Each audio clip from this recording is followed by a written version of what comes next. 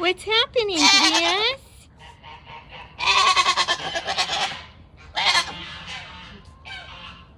Bliss, what are you talking about? What's going on, Bliss?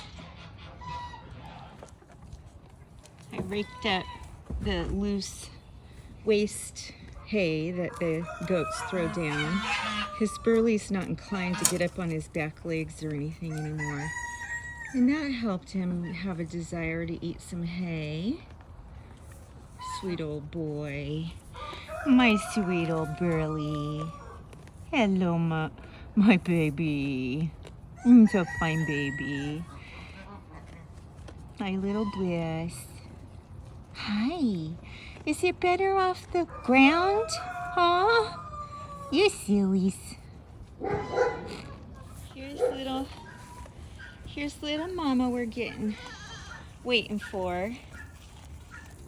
As I said, I really don't expect her to go before the end of this week coming up. Bristol right here. But we have to watch because I'm not completely sure. Her baby, I could feel her baby's move, and I was shocked she was that far along. So and her udder is sizably a lot bigger today, and she's very puffy, but the ligaments haven't changed really. She doesn't want me to. Plus, Mr. Breyer jumped up in here and he thinks he's everybody's boss. See, he's knocking her out. But she really doesn't feel, a bunch softer, but she's a lot more swollen. And even Bliss's udder is starting to get a little more sizable, that I can see it, not just feel it. So it's so cute watching them get their little first udders. But I enjoy watching the changes in their bodies, so I thought it would be fun to take you along as Bristol,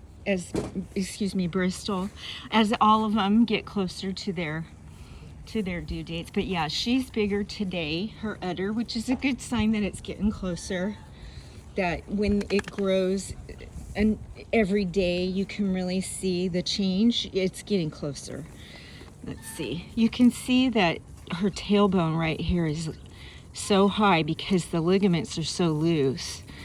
But yeah, they're still not that mushy. And here's my Bree. See, she wants my attention. Bree's not due till the end of February. There she is. And Bliss. Bliss is like her mama. She might not look all that wide to you, but she's deep. So obviously, even for a first freshener, the best case scenario is always at least twins, just because the size of the kids. So we watch. And I don't know about you guys. My goats are pets, so I spend a lot of time out here with them anyway, just loving on them. And like Burley, he's getting real old and real not, he's just not himself anymore. He's acting old, and he was sick, and then he's kind of just not the same. So I want to be with them and spend as much time with them as I can, because we never know, Now, here's BJ. BJ, we had gotten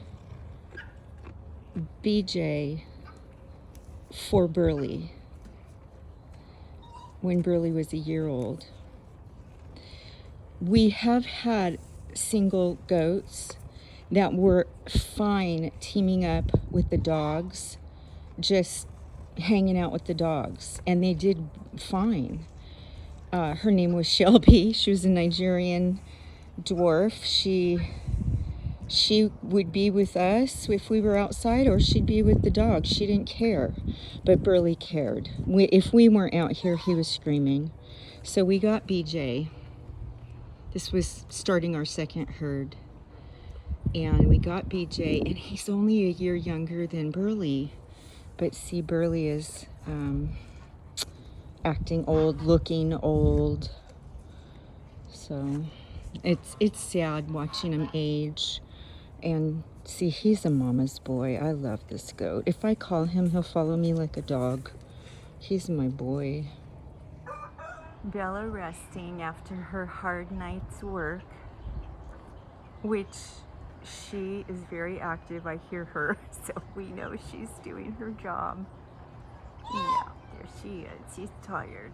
Here's Alex. He's getting a lot better with the animals. He doesn't want to hurt them. I'm not worried he's trying to hurt them, but he thinks they're toys. I put Samson and Betty with him yesterday because Samson can take care of himself. And he did really well. Hi, buddy. This is the rescue that just got here, what, 4 months ago? That was all but dead. And he is an amazing dog.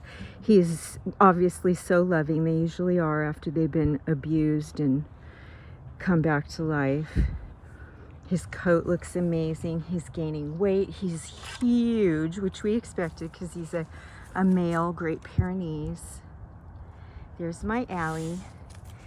She is Alex's teammate. She's about 5 years old now. She too was a rescue. We got her when she was 5 weeks old. She was found on the side of a busy highway at 5 weeks old with the worst mange I had ever seen. So they stay in this pasture over here with no animals until Alex gets a little bit more mature. But he's doing great. He's doing absolutely amazing. He's learned to walk on a leash. He's really getting to know his name, the routine around here. He's doing so fantastic, and of course we couldn't love him anymore. He's just a beautiful, sweet soul. Do you want me to open that pasture? You're not going to want to play with Alex, and he thinks you're toys. Hi, my burly. There's nothing in the other pasture. There's nothing to eat except for the hay, so there's no need to put him over there and worry about it. That's my opinion right now. Alex is like a year old at the most, so I'm not inclined to even really push it with him. But like I said yesterday, he spent some time with Samson and Betty, and he did fine. He did really good. There were a couple times they went and corrected him, and he understood, which is half the battle, is that they understand what you're saying and what you're expecting. And there's my house dog. That's my Gemma.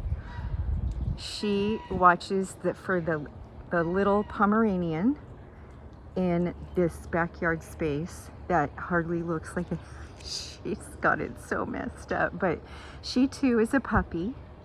We've only had her, she's about a year and a half old now. All the fencing extensions up here are because this one climbs like you would not believe. But she is our indoor guardian. So, and again, just a beautiful angel. And since she's a climber, we just chose not to have her working in the night. She just hangs out with us, hangs out in this little space with Dozer, and she takes care of him. Dozer's right there. And goes walking with us. She takes at least a mile or two every day. And that's Gemma. So that's 4 Pyrenees that live here. And if we had more property, if we could afford it, we would take in more of them, because people don't know how to raise them and they end up surrendering them, and it's heartbreaking. So but we've done all we can for years right now. We are so full of dogs in our space, and every one of them is loved and never ever going anywhere. They will live their lives with us, but we just can't take any more. There was some noise. Yep, and she doesn't approve. So she is wide awake, taking care of business. And there's Burley laying in the pile or off to the side, because I think the hay and leaves and things that I pile up are warm. So he lays to be comfortable in or around them, and he has his little carpet over there that I gave him that he lays on too. To keep his little old cold bones off the ground, you know.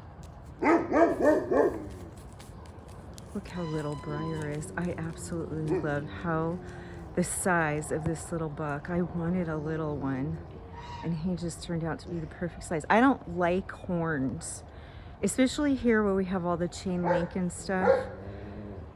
And you know, he knows how to use those suckers, but he was too old when I got him to disbud him. We tried.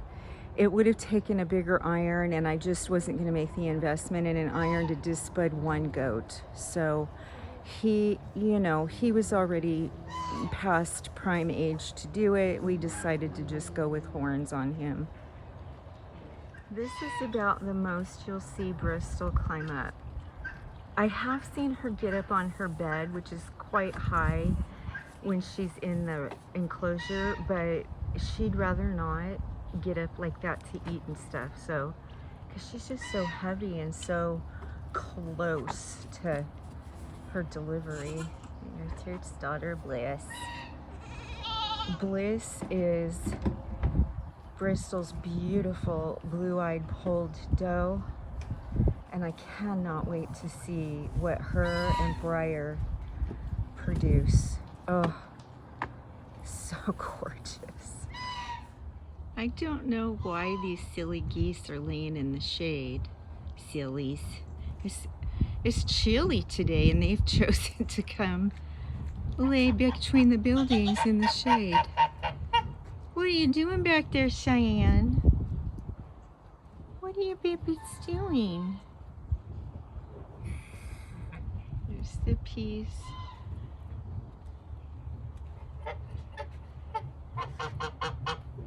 Let's see if I can get a good picture of.